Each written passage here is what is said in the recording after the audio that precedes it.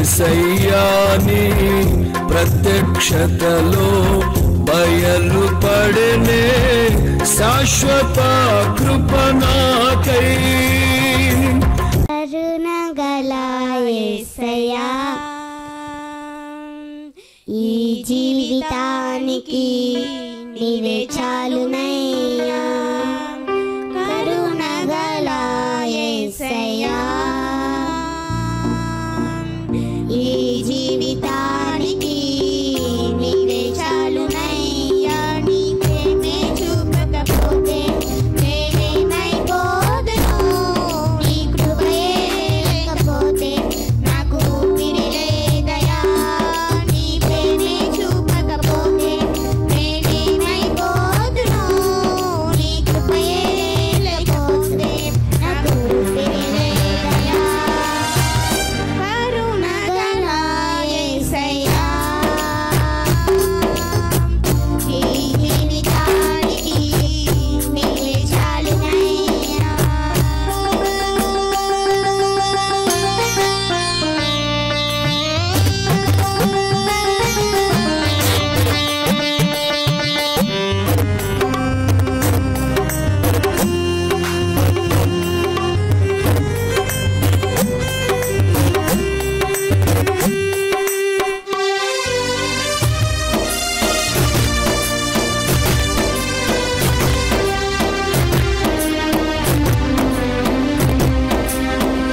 నా సొంత ఆలోచనలే కలిగించే నష్టము, నీకు కలిగిన ఆలోచనలే నాకు లాభమాయను.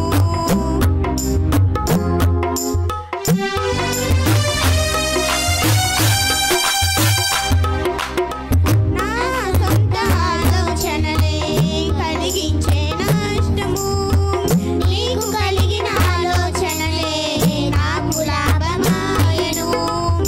ఆలోచన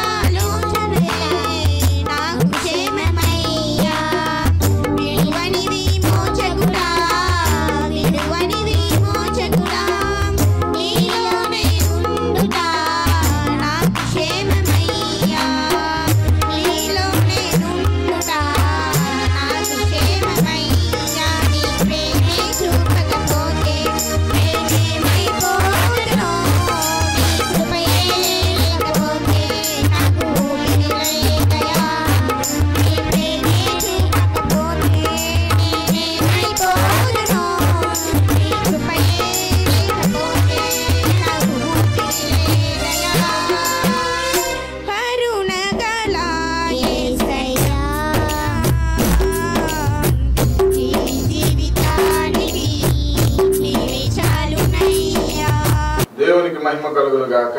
ఈ కార్యక్రమం చూస్తున్న మీ అందరికీ నా హృదయపూర్వకమైన వందనాలు. పరిశుద్ధ గ్రంథంలో నుండి రాజులు 2వ గ్రంథం 2వ అధ్యాయం 1వ వచనం చదువుకుందాం. యెహోవా సుడిగాలి చేత ఏలియాను ఆకాశమునకు ఆరోహణము చేయింపబో కాలమున ఏలియాయు ఎలీషాయు కూడి గిల్గాలు నుండి వెళ్ళుచుండగా. చాలండి. పరిశుద్ధుడైన తండ్రి, చదవబడిన లేఖన భాగంలో నుంచి మాతో నువ్వు సూటిగా స్పష్టంగా మాట్లాడు. నన్ను నీ ఆత్మతో అభిషేకించి నీ బిడ్డలకు కావలసిన వర్తమానం ప్రసాదించండి. ఈ వాక్యము ద్వారా అనేక మంది జీవితాలు ఆశీర్వదించబడినట్లుగా, వారి భవిష్యత్తులు ఆశీర్వదించబడినట్లుగా, వారికి మేలు కలుగునట్లుగా దీవించమని యేసు నామములో అడిగి వేడుకుంటున్నాము తండ్రి, ఆమేన్. ఇక్కడ ఏలియా దేవుని యొక్క ప్రవక్తగా అద్భుతమైన రోషము కలిగి ప్రభు కోసం నిలబడి అద్భుతమైన విజయాలు సాధించిన వ్యక్తిగా మనం చూస్తూ ఉన్నాం. దేవునికి మహిమ కలుగును గాక. హల్లెలూయా. అయితే మన పట్ల దేవుడికి ఉన్న ప్రణాళిక చాలా ఉన్నతంగా ఉంటుంది. కానీ మనకున్న పరిస్థితులను బట్టి, మనం ఎదుర్కొంటున్న సమస్యలను బట్టి మనము కొన్ని ప్రార్థనలు మనకు తెలియకుండానే, అంటే దేవుని ప్రణాళిక ఎరగనందువలన మనం ప్రార్థనలు చేసి ఆ ప్రార్థనలకు జవాబు రావడం లేదు అనే ఆలోచనతో మనము మనం ప్రార్థన చేస్తున్నాం, నేను ప్రార్థన చేస్తున్నాను, దేవుడు నాకు జవాబు ఇవ్వట్లేదు, నేను ఉపవాసం ఉండి ప్రార్థన చేస్తున్నాను, అయినా దేవుడు నాతో మాట్లాడతలేదు, నేను ఒక ప్రార్థన చేస్తే దేవుడు ఇంకో రీతిగా జవాబిస్తా ఉన్నాడు అని కొన్ని అనుమానాలు లేదా సందేహాలు కొంతమందికి కలుగుతూ ఉంటాయి. ఏంటి ఇలా జరుగుతుంది, ఏంటి నా జీవితం, ఏంటి ఇలా జరుగుతుంది, ఏంటి నేను ఇంత కృంగిపోయి ఉన్నా కూడా, ఎంత పరిస్థితిలో నేను ప్రార్థన చేసిన దేవుడు నా ప్రార్థన ఎందుకు ఆలకించట్లేదు? ఏలియా పట్ల దేవుడికి ఉన్న ప్రణాళిక చాలా ఉన్నతంగా ఉన్నది. ఏలియా కూడా ఒక ప్రార్థన చేశాడండి. చూడండి, రాజులు 1వ గ్రంథము 19వ అధ్యాయం 4వ వచనం. తాను ఒక దిన ప్రయాణం అరణ్యంలోనికి పోయి ఒక బదరీ వృక్షము కింద కూర్చుండి మరణాపేక్ష గలవాడి, యెహోవా, నా పితరుల కంటే నేను ఎక్కువ వాడను కాను, ఇంత మట్టుకు చాలును, నా ప్రాణము తీసుకొనుము అని ప్రార్థన చేసేను. ఇక్కడ మనం గమనించండి ప్రియులారా, ఏలియా చేసిన ప్రార్థన చాలా విచిత్రంగా, ఇక చనిపోవాలి అనే ఆలోచన కలిగిన వాడిగా ప్రార్థన చేశాడండి. ఇలా చాలా మంది ప్రార్థన చేస్తూ ఉంటారు. ఇంకా చచ్చిపోతే బాగుండు, నేనుండి ఎవరికి ప్రయోజనం, అంతేకాదు నా జీవితం వల్ల ఎవరికి ఉపయోగం అని ఒక నిరాశ నిస్పృహలోనికి, అంటే వారికి ఎదురవుతున్న సమస్యలను బట్టి, ఒకవేళ అప్పులు ఎక్కువైపోయినా, లేకపోతే జీవితంలో ఏ భవిష్యత్తు ఏది కూడా కలిసి రానందువలన నిరాశలోకి నిస్పృహలోకి వెళ్ళిపోయి ఇక చచ్చిపోతే బాగుండు అనుకుంటున్నారు చాలా మంది. చనిపోతే బాధలన్నీ తీరిపోతాయని, చనిపోతేనే బాధలు ఎక్కువ అవుతాయి, తెలియదు. కొంతమంది ఆత్మహత్యలు చేసుకుని చనిపోయి బాధలు ఎక్కువ చేసుకుంటున్నారు. ఈ బాధల్లోంచి బయటకు వెళ్ళాలనుకున్నా కానీ భయంకరమైన నరకంలోనికి వెళ్ళిపోయి దాంట్లోంచి బయటకు రావాలన్నా కూడా రాలేని పరిస్థితి. ఇంకా యుగయుగాలు కూడా అక్కడే ఉండిపోతారండి. చాలా మందికి తెలియక ఆత్మహత్యలు చేసేసుకుంటారు, లేకపోతే ఎవరో మీద కోపంతో, లేకపోతే డిప్రెషన్లో, ప్రేమించేవారు లేక, ఆదరించేవారు లేక, కుటుంబాల్లో నెమ్మది లేక, సమస్యలు ఎదుర్కొంటూ సమస్యలను ఎలా జయించాలో తెలియక చాలా మంది ఇలాంటి ప్రార్థనలు లేకపోతే ఇలాంటి ఆలోచనలు కలిగి మరణాపేక్ష గలవాడై. కారణం ఏంటంటే ఏలియాకి ఎందుకు అలా జరుగుతుంది? ఏలియా ఇంత గొప్ప ప్రవక్త, రోషము కలిగిన దేవుని ప్రవక్త ఎందుకు ఇలాంటి ప్రార్థన చేశాడు అని మనం పరిశీలన చేస్తే, ఆహాబు భార్య అయిన యెజెబెలు బయలు ప్రవక్తలు 450 మందిని చంపాడు ఏలియా ఖడ్గము చేత. బయలు ప్రవక్తను చంపుతావా అని చెప్పి, రేపు ఈ వేళకు నీ ప్రాణాన్ని నేను తీసేస్తాను అని యెజెబెలు వార్నింగ్ ఇచ్చిందండి. యెజెబెలు సమాచారం పంపించింది. నువ్వు ఎక్కడున్నా సరే వెతికి పట్టుకుని రేపు ఇదే వేళకు, అంటే సమయం కూడా పెట్టేసింది. రాణి గారండి, ఆహాబు రాజుగా ఉన్నాడు, ఆహాబు భార్య రాణిగా యెజెబెలు. రేపు ఈ వేళకు ఇదే టయానికి నువ్వు బ్రతికింటే అప్పుడు చూడు అని అంటుంది. అనేసరికి ఏలియా కూడా, మరి రాణి గారు కదండి, ఏలియా కూడా ఒక రకమైన స్థితిలోనికి వెళ్ళిపోయి డిప్రెషన్, అంటే కృంగిపోయాడండి. కృంగిపోయాడు ఒక్కసారిగా. చూసారండి, తన వ్యక్తిగతమైన ఒక దిన ప్రయాణం వెళ్ళిపోయి అరణ్యంలోనికి వెళ్ళిపోయి దూరంగా వెళ్ళిపోయి ఒక బదరీ వృక్షం కింద కూర్చుని మరణాపేక్ష గలవాడే అనే మాట. యెహోవా ఇక చేసిన సేవ చాలు, ఇంత మట్టుకు చాలు, యెజెబెలు నన్ను చంపేస్తా ఉంటుంది, దానికంటే ముందే నా ప్రాణం నువ్వు తీసేసుకో అని ప్రార్థన చేస్తా ఉన్నాడు. అయితే మరి దేవుడు ఈ ప్రార్థనకు జవాబు ఇచ్చాడా? కొన్నిసార్లు మనము ఆ పరిస్థితులను బట్టి ఏదేదో మనం ప్రార్థన చేసేస్తూ ఉంటాం. దేవుని చిత్తమా కాదు అది తెలుసుకోం. అంతేకాదు ఆ పరిస్థితులను బట్టి ఇది జరిగిపోతే బాగుండు, ఇది జరిగిపోతే బాగుండు, ఇలా అయిపోతే బాగుండు అని ప్రార్థన చేస్తూ ఉంటాం. కానీ దేవుడు పైనుంచి ఆయన నీకు తెలియదులే, నువ్వేం అడుగుతున్నావు నీకే అర్థం కావట్లేదు అని కొన్నిసార్లు ఆ ప్రార్థనకు జవాబు ఇవ్వకపోతే మళ్ళీ మనం ఏమంటామంటే, ఏమండి నేను ప్రార్థన చేస్తున్నాను నాకు జవాబు ఇవ్వట్లేదు, దేవుని సన్నిధికి వచ్చాను, ఉపవాసం ఉండి ప్రార్థన చేసినా నాకు జవాబు రావట్లేదు అని మళ్ళీ ఇలా చెప్తూ ఉంటారు చాలా మంది. దేవుడు ప్రార్థన ఆలకించేవాడు, మన ప్రార్థనకు జవాబు ఇచ్చేవాడు. అయితే అది మనకి ఏది మంచిదో, ఏది మన దేవుని ప్రణాళిక చొప్పున దేవుని ప్రణాళిక నెరవేరటానికి, దేవుని చిత్తం నెరవేరటానికి మన పట్ల దేవుడికున్న ప్రణాళిక ఎంత ఉన్నతంగా ఉన్నదో ఆ ప్రణాళిక నెరవేరటానికి ఆయన జవాబిస్తాడే తప్ప ఆ ప్రణాళిక వ్యతిరేకంగా ఆయన జవాబు ఇవ్వడు. ఇక్కడ మనం గమనించినట్లయితే 1 రాజుల గ్రంథం 18వ అధ్యాయం 38వ వచనంలో అతడు ఎలాగున ప్రార్థన చేయుచుండగా యెహోవా అగ్ని దిగి దహన బలి పశువును, కట్టెలను, రాళ్లను, బుగ్గిని దహించి కందకముందున్న నీళ్లను ఆరిపోజేశాను. దేవునికి మహిమ కలుగును గాక. ఇక్కడ మనకు చదువుబడిన వాక్య భాగంలో ఇంకా ప్రార్థన ముగించకుండానే, ఈ ప్రార్థన చేసింది కూడా ఏలియానే, ఇంకా ప్రార్థన ముగించకుండానే దేవుడు ఆ ప్రార్థనకి జవాబు ఇచ్చేశాడు. ఏలియా ప్రార్థన చేస్తూ ఉండగా ఆకాశం నుండి అగ్ని దిగొచ్చేసింది, కందకమును, రాళ్లను, బుగ్గిని, కట్టెలు అన్ని కూడా దహించి వేసేసింది. అప్పుడు జనులందరూ కూడా యెహోవాయే దేవుడు, యెహోవాయే దేవుడు అని కేకలు వేశారు. అక్కడ అంత తొందరగా జవాబిచ్చిన వాడు, అంటే ప్రార్థన ముగించకుండానే ఇక్కడ జవాబిచ్చాడు. ఇక్కడ ప్రార్థన చేసినా కూడా జవాబు రావట్లేదు. అంటే నన్ను చంపేసి నా ప్రాణం తీసుకోవట్లా, బ్రతికే ఉన్నాడు, ఇంకా బ్రతికే ఉన్నాడు. ఇంకొక రీతిలో దేవుడు జవాబిస్తూ ఉన్నాడు. ఒక దేవదూతను పంపించి భోజనం పెట్టించాడు, భోజనం తిన్నాడు, మళ్ళీ పడుకున్నాడు. మళ్ళీ రెండవసారి మళ్ళీ దేవదూత వచ్చి, నీ శక్తికి మించిన ప్రయాణం నీకు సిద్ధమై ఉన్నది, నువ్వు లేచి మళ్ళీ భోజనం చేయమంటే మళ్ళీ భోజనం చేశాడు. దేవునికి మహిమ కలుగును గాక. హల్లెలూయా. ఏలియా చేసిన ప్రార్థన ఏమిటి? నన్ను చంపేనాయన, ఇంత మటుకు చాలు, నేను పితరుల కంటే నేను ఏమి ఎక్కువ కాదు. అదొక నిరాశలోకి వెళ్ళిపోయాడండి. ఇక నా ప్రాణం తీసేసుకో అని ప్రార్థన చేస్తూ ఉన్నాడు. దేవుడిచ్చిన జవాబు ఏమిటంటే, నీ శక్తికి మించిన ప్రయాణం నీకు సిద్ధమై ఉన్నది కనుక నువ్వు భోజనం చేయి. దేవుని ప్రణాళిక వేరుగా ఉంది ప్రియులారా. నీ జీవితంలో కూడా దేవుని ప్రణాళిక వేరుగా ఉండవచ్చు. అందుకే నువ్వు చేసే ఈ ప్రార్థనకి జవాబు ఇవ్వట్లేదేమో. అప్పుడు దేవుని చిత్తం ఏమిటో అని ప్రార్థన చేయండి. ప్రభు అంటాడు కదా, ఈ గిన్నె నా యొద్ద నుండి తొలగించు, అయినను నా చిత్తము కాదు నీ చిత్తము కానేమో. ప్రియులారా గమనించండి, దేవుడు తనదైన రీతిలో నడిపించాలి అని అనుకున్నప్పుడు మన భవిష్యత్తు ఆయన చేతిలో ఉంది. ఎవరి భవిష్యత్తు అయినా ఆయన చేతిలోనే ఉంది. ఏదో మనం అనుకున్నట్లుగా జరగలేదని దేవుడు నా ప్రార్థన జవాబు ఇవ్వట్లేదు అని అనుకోకూడదండి. మరి అంతకుముందు నీ ప్రార్థనకి జవాబు ఇచ్చాడుగా, ఎన్నో ప్రార్థనలకు జవాబు ఇచ్చాడు, మరి ఈ ప్రార్థనకి ఎందుకు జవాబు ఇవ్వట్లేదు అని గ్రహింపు రావాలిగా. అవును, అంతకుముందు అదే ఏలియా ఇక్కడ ప్రార్థన చేసినప్పుడు ఆకాశం నుండి అగ్ని దిగి వచ్చింది. అదే ఏలియా ప్రార్థన ఆసక్తితో ప్రార్థన చేసినప్పుడు వర్షం 3.5 సంవత్సరాలు ఆగిపోయింది. అదే ఏలియా ప్రార్థన చేసినప్పుడు మరలా ఆసక్తితో మోపైన వాన కురిసింది. మరి ఈ ప్రార్థనకి ఏంటి? దేవుడు మరో రీతిలో జవాబిస్తున్నాడు. ఏలియా పట్ల దేవునికి ఉన్న ప్రణాళిక వేరు. ఎవరికి లేనంత ప్రణాళిక ఏలియా పట్ల కలిగి ఉన్నాడు. దేవునికి మహిమ కలుగును గాక. ఎస్, నీ భవిష్యత్తు విషయంలో కూడా, నీ కుటుంబ విషయంలో కూడా నువ్వు ఏదో చేయాలనుకుంటున్నావు కానీ ఏమీ జరగట్లేదు. ప్రార్థన చేస్తున్నావు, జవాబు రావట్లేదు. ఏమండి, వేరే రీతిగా దేవుడు మాట్లాడుతున్నాడు. అవును, నా జీవితం ఏంటి ఇలా ఉంది, ఏది చేసినా కలిసి రావట్లేదు, ప్రార్థన చేస్తే జవాబు రావట్లేదు.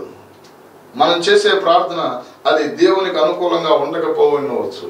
ఒకవేళ ఏలియా ప్రార్థనకే జవాబు ఇచ్చి ఉంటే ఈ పాటికి ఏలియా చనిపోయేవాడు కదండి. కానీ దేవుడికి ఏలియా పట్ల ఉన్నతమైన ప్రణాళిక ఉంది కదండి. నీ జీవితంలో ఎందుకు బాధపడుతున్నావు, ఎందుకు విచారణ?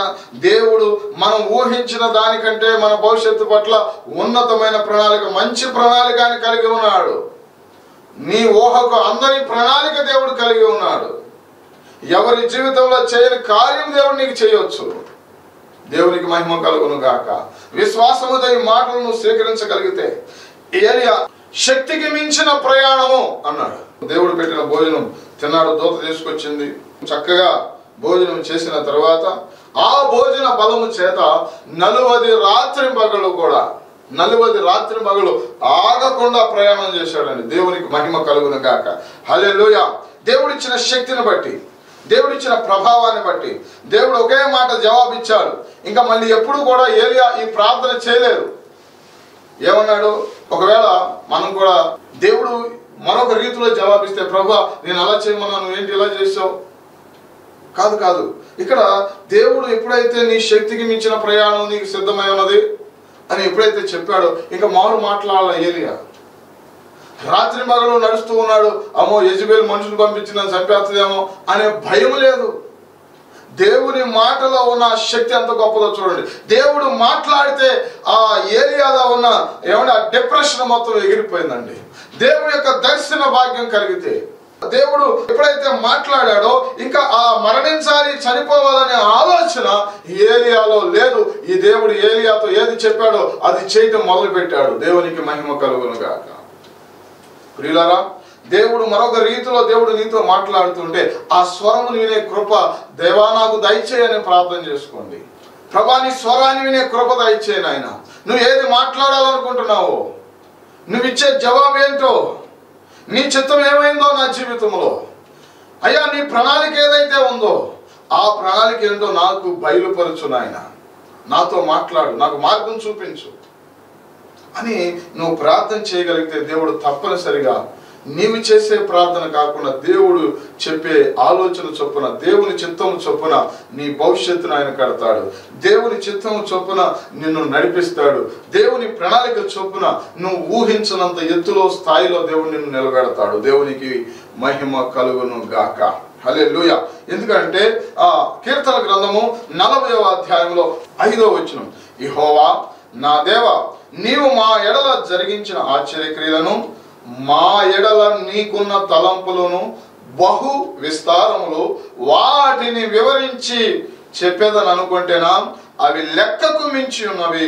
నీకు సాటి అయిన వాడు ఒకడును లేడు. ఇక్కడ స్పష్టంగా ఏమండి, దేవుడు మన పట్ల కలిగి ఉన్న తలంపులు, మన పట్ల ఆయనకున్న ప్రణాళిక, మన పట్ల ఆయనకున్న ఉన్నతమైన ఉద్దేశాలు, మనం అనుకున్న దానికంటే బెటర్ ఇవ్వాలని, లేకపోతే దానికంటే ఉన్నతమైన స్థితి మనకు ఇవ్వాలని ఆయన ప్రయత్నం చేస్తూ ఉంటాడు. అంటే ఆయన ప్రణాళికలో ఉంది, అంతేక ఆయన చిత్తంలో ఆయన కలిగి ఉన్నాడు. మా ఎడల నీకున్న తలంపులు బహు విస్తారములు, వాటిని వివరించి చెప్పాలనుకున్నా కూడా అవి లెక్కకు మించి ఉన్నవి. నీకు సాటి అయిన వాడు ఒక్కడు కూడా లేడు. దేవునికి మహిమ కలుగును గాక. అటువంటి గొప్ప ప్రణాళిక దేవుడు మన పట్ల కలిగి ఉన్నాడండి.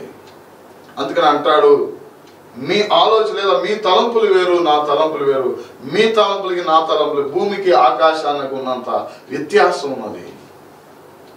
మనం ఏమిటంటే ఉన్న పరిస్థితులను బట్టి మనం ప్రార్థన చేస్తాం. మనకున్న ఎదుర్కొంటున్న సమస్యలను బట్టి వాటిలో తట్టుకోలేక, వాటిని భరించలేక ఏదో ఒక వైరాగ్యం ఉంటుంది, లేకపోతే కృంగుబాటులోకి వెళ్ళిపోయి అదే స్థాయిలో అదే విశ్వాసం, అంటే ఆ పడిపోయిన విశ్వాసంలో ప్రార్థన చేస్తూ ఉంటాం.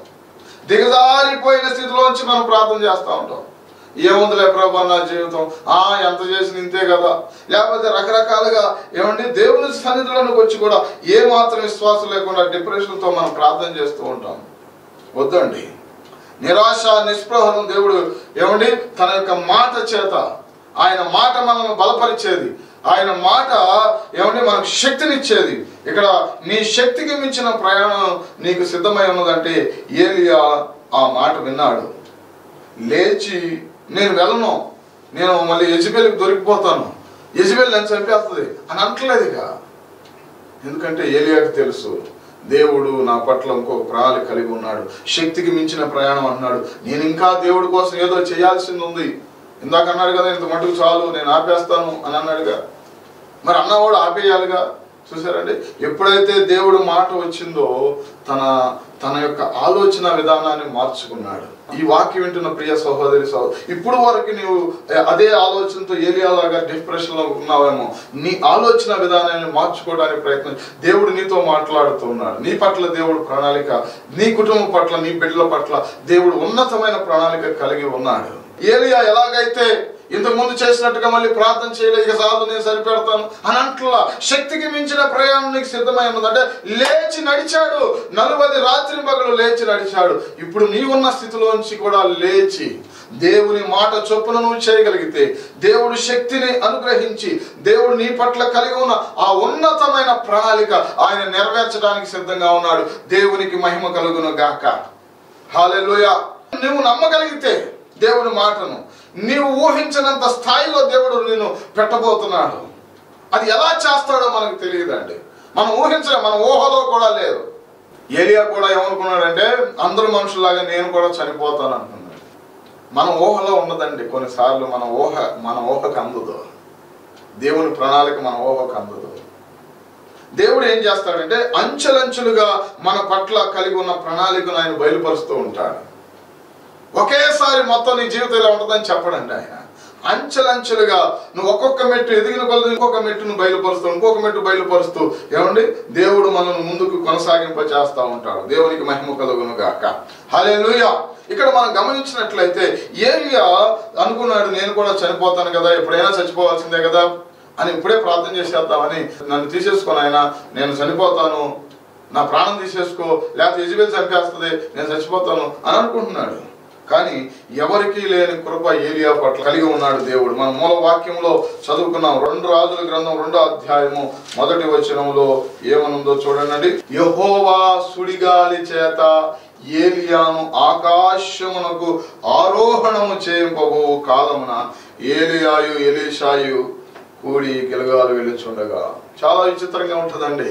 మనం కొన్నిసార్లు ఏమండి, మనం ఏమో దేవుడు నా ప్రార్థన ఆలకించలేదు, నా ప్రార్థన ఆలకించలేదు, నాకు చేయలేదని మనం చిన్నపిల్లల్లో మాట్లాడినట్లుగా మనం మాట్లాడుతూ ఉంటాం. కొన్నిసార్లు అలుగుతూ ఉంటాం, దేవుడి మీద ఆయాస పడుతూ ఉంటాం. ఇక్కడ మనం చూస్తే అసలు మరణమే లేని ఏలియాకి దేవుని యొక్క దృష్టిలో, దేవుని యొక్క ప్రణాళికలో ఏలియాకి అసలు మరణమే లేదు. ఏలియాకి మరణం లేదు. మరణమే లేని ఏలియా మరణం గురించి లేదా ప్రాణం తీసుకోమని ప్రార్థన చేయటం ఏంటి, మరణాపేక్ష కలిగిన వాడుగా ఉండటం ఏంటి? చాలా విచిత్రంగా లేదు? అదే చెప్తున్నానండి, నీ పట్ల కూడా దేవుడు నీవు ఊహించనంత ఎత్తులో దేవుడు ప్రణాళిక కలిగి ఉన్నాడు. నీ కుటుంబం పట్ల, నీ బిడ్డల పట్ల, నీ సంఘం పట్ల, నీ సేవ పట్ల, నీ పరిచర్య పట్ల దేవుడు చాలా ఉన్నతమైన ప్రణాళిక కలిగి ఉన్నాడు.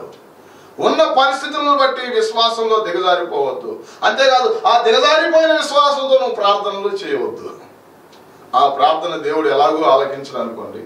ఏలియా ప్రార్థన ఏమండి దానికి జవాబు ఇవ్వలేదుగా, వేరొక రీతిగా జవాబు ఇచ్చినప్పుడు ఏలియా తన యొక్క భావాన్ని, తాను కలిగి ఉన్న ఆ యొక్క ఆలోచన విధానాన్ని మార్చుకుని ఆ తర్వాత తాను చక్కగా ఏమండి దేవుడు చెప్పిన మాటకు లోబడి చక్కగా ఏమండి దేవుడి సేవలో ముందుకు వెళ్ళినప్పుడు ఆ తర్వాత ఎలీషాని సిద్ధపరిచి, ఎలీషాని శిష్యుడిగా తీసుకుని ఎలీషాని పరిచయంలో నిలబెట్టి, ఆ తర్వాత ఇక్కడ మనం చదువుకున్న సందర్భంలో యెహోవా సుడిగాలి చేత ఏలియాను ఆకాశమున కంటే పరలోకానికి తీసుకువెళ్ళాడండి.